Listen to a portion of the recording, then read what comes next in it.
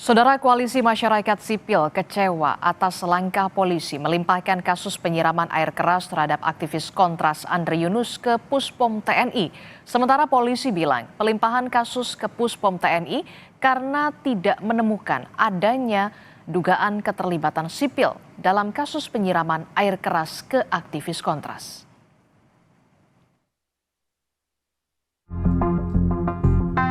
Polda Metro Jaya melimpahkan kasus penyiraman air keras aktivis Kontras Andri Yunus ke Puspom TNI. Hal itu diungkapkan di Reskrimum Polda Metro Jaya Kombes Iman Imanuddin saat rapat dengar pendapat umum bersama Komisi 3 DPR RI.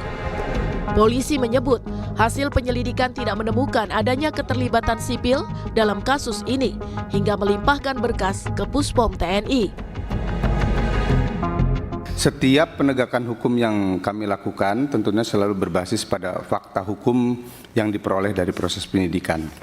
Tadi kami sudah sampaikan bahwa proses penyerahan kepada Puspom sudah kami lakukan dan sampai dengan proses penyerahan kami belum menemukan adanya keterlibatan dari sipil sampai dengan proses penyerahan.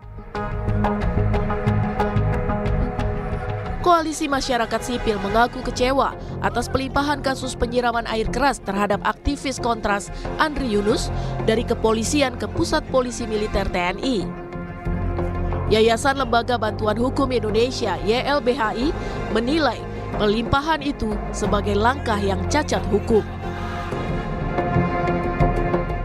Kok jadi seperti ini?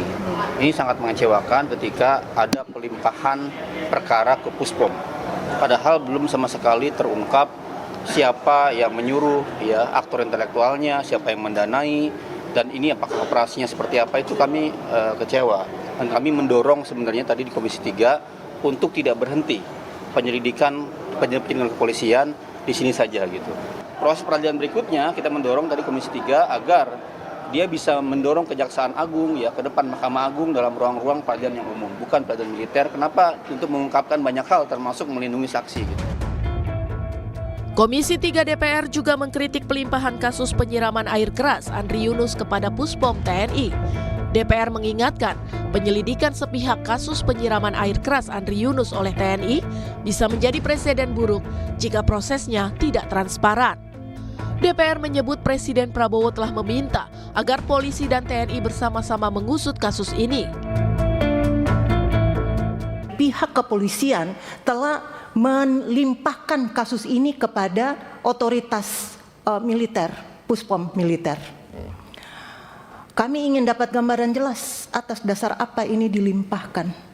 Padahal Pak Presiden telah menyatakan dengan sangat tegas dan memberikan penugasan tidak saja kepada TNI tapi juga kepada Polri. Penegakan hukum menjadi lemah, terjadi perlambatan penanganan kasus dan bahkan mungkin pada waktunya ketika penegakan hukum dilakukan dengan pendekatan yang amat sangat rendah.